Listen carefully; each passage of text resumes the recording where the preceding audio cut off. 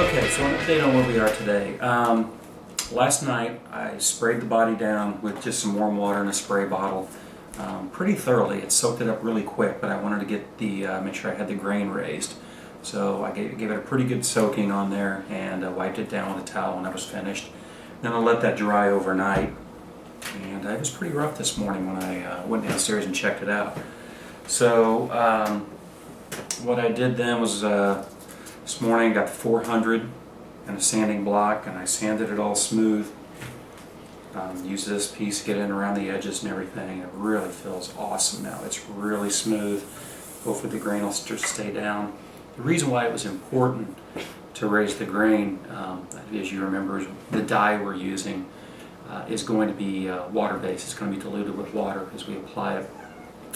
And I think, as I mentioned before, you can use alcohol or any number of other things to apply this dye. But I wanted to use water because it extends the working time with the product, and I didn't want to flash off. And also, it stinks. I'm here in the house, and I didn't want to, I didn't want the house smelling like paint thinner. So what we have going forward here, I've got a half a cup of warm water to mix my dye in, to dilute my dye.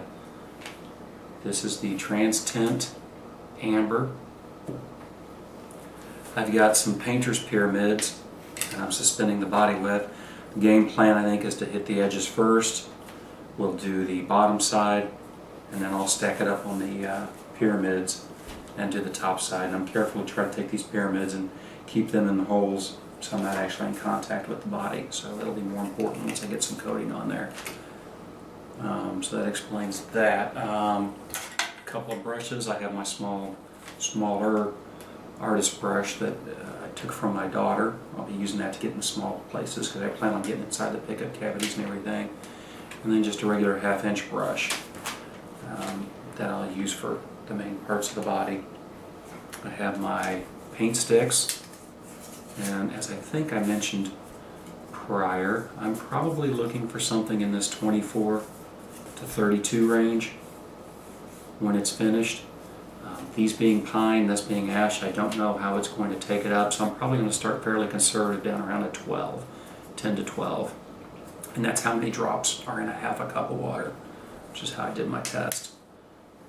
I also have rubber gloves, and pretty much from here on out, every time I handle the body, I'll probably be wearing either rubber gloves or cotton gloves to make sure I don't transfer anything onto the guitar body itself. Wash my hands frequently. I've washed them twice since I was done sanding, just to make sure I don't transfer any skin oils or anything onto the body at this point. So my hands are clean. You never know what you're going to pick up around the house, bacon grease or something. You don't want that getting on your guitar as you handle stuff. So that's what I have. We're going to go ahead and put a coat on. I'll probably just do one coat today, a second coat tomorrow. I probably don't need to wait that long, but as I think I've mentioned, I'm really not in any hurry. I want to take my time, make sure I do this body as best as I can do. So I want to make sure it dries thoroughly so I can evaluate where I'm at. I don't know how the grain will react to additional water being put on it. It shouldn't raise anymore, but it might, so I might have to do some light sanding in between coats. We'll kind of play that by ear as we go along. I have other guitars to play, so as anxious as I am to have this one finished, it's not super critical for me right now. So I'll get you started on this, and we'll check back in a few minutes and see how it looks. Okay, I just wanted to check in and show you this, how it's looking, going on. It's pretty straightforward. Here's what the dye looks like mixed up. That's 12 drops in a half a cup. And again, I've done the sides, most of the back, and it looks pretty much full. So I'm really getting a lot of mileage out of this tint. But I just want you to see how the color is looking with this dye. I mean, I think it's really pleased with how it looks so far. I think this is going to be right in line with where I want. I think a couple of coats, and I'll really hit the mark on this. So again, like I said, I'm just brushing it on, being extra careful not to splatter. I have plenty of paper towels handy just in case something happens. But I'm just rubbing it on fairly wet, and then just trying to go back and paint it and and rub it in to make sure it all gets soaked into the wood, just doing a little spot at a time. Fairly slow strokes, trying not to get too wild. But you can really see the dye, the really yellow look. And I expect it to lighten up once it dries and everything. So again, I think 2 or 3 coats and we'll probably get really close to where we want to be. Okay, so we're done with the first coat. I can already start to see on the edges where it's drying that it is fading back to a really light yellow, much like I suspected it would. I got a little concerned when I put it on because initially that first brush stroke I was like, wow, that's dark.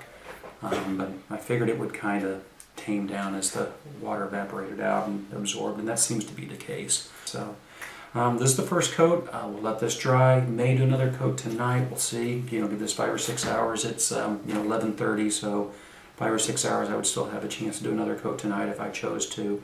Or I may just wait till tomorrow. We'll see. We'll play it by ear. Not really sure either how the grain's going to react to the water being put on it a second time. It's not supposed to raise again, but you never know. I always assume that I didn't get every grain raised that wanted to raise. So I might have to hit this light sanding and blow it off tomorrow and do it again before second coating, but we'll know when we get there. So that's all for now. Okay, cheers. Here we are. It's 4 hours later, and the first coat is pretty well dry. I'm getting ready to start another one. So I just wanted to give you an idea where we're at. Starting to see some yellow tone, but it really lightened up a lot. No sign of orange, but we'll see how that goes as we continue to build up coats. Okay, here we go. This is after the second coat has dried. I don't know how this looks in the light. In the monitor here it looks awful orange. But trust me, when you're looking at it, it's very yellow, almost a lemony yellow. Compare this with the illustration there, you can kind of get an idea. It's still quite yellow, so my next coat, I may actually get the honey amber back out and use that. So this is with the pick guard in place. A nice contrast, just kind of give you an idea where we're at. So 2 coats done. Okay, it's Sunday morning. We're probably about 14 hours removed from the last coat going on. Just want to give you a look at this. The color's getting really close to where we want. You could really see the yellow well. I've got all the windows open. We don't have any sunshine, but it did snow last night, so it's pretty bright. Snowing again. Put my reference stick on here so you can see it. And we're pretty close to that 24 color, which is kind of one of the ones we wanted to go for. Just see how that looks with the scratch plate on. There you go. We step back a little.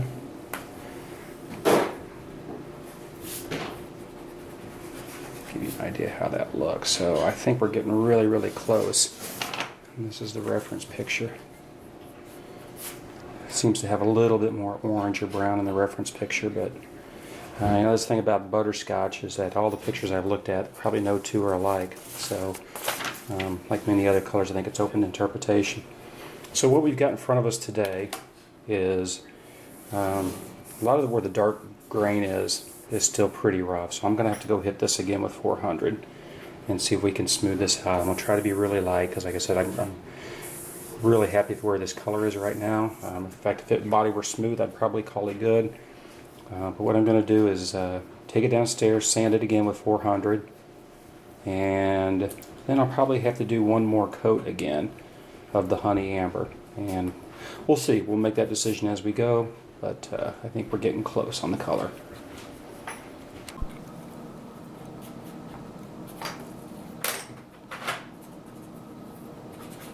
Okay, this is just an update in progress. I want you to kind of see the difference between the dried and the wet, and I believe that the wet is how it will look once the true oil goes on. Okay, here we are looking at the final color of the Telecaster after the dye is complete. Here's the front side of it. You can see it's got, I think, a really close, really good butterscotch look to it. Let's place the pick guard on there so you can see how that looks.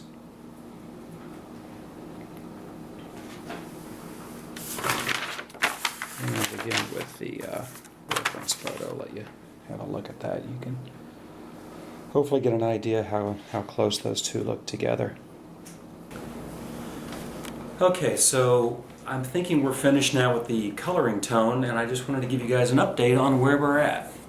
So this is, again, as I just showed you, the final product, or what I'm calling the final product right now. To give you a rundown on the colors we used, I wound up doing 5 coats.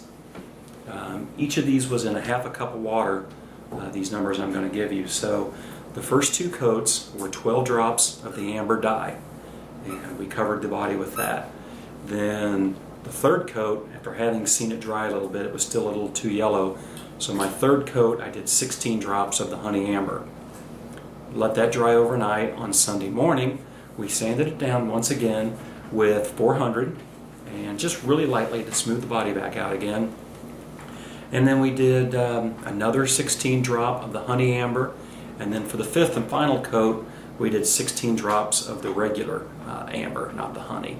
So the sequence was 12 amber, 12 amber, 16 honey amber, 16 honey amber, and 16 amber. So that was the what we used. As you can see from the leftovers here of the dye, both these are still pretty much full. You know, I would say they're both 90% plus full. So I don't know what I'm going to do with this excess color I've got here.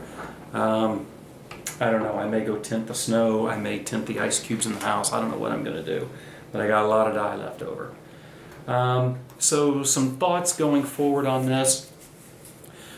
First, I don't know if I'd call it a concern or not, but you could still see there's a lot of wood grain showing through on this, and I knew there would be. And, you know, I'm a little curious to see how the true oil is going to react, because I really think it's going to bring that grain forward, and it's probably going to overdo what I'm hoping for.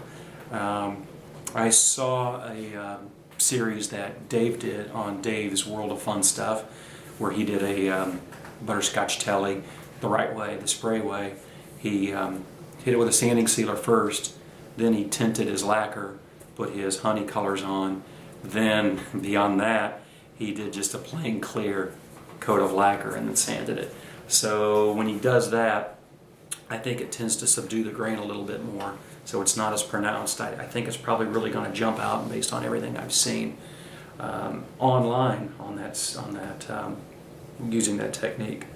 So we'll start on that here pretty shortly. Again, I think I'm pretty pleased with where the color is. I think it's where we want to be. But if the grain is too intense and it looks too much like a piece of furniture as opposed to a butterscotch telly, you know, this may be a project for the summer where we sand it back down and we shoot it the proper way. I've been talking to my friend Greg Porter over at Greg's Garage, and he's offered if I need anything shot, he'd be willing to help me do that, so we may be looking at that this summer. We'll see. We'll get it together and see how it goes. So that's all I have for now. Thanks for watching, and I'll catch you next time.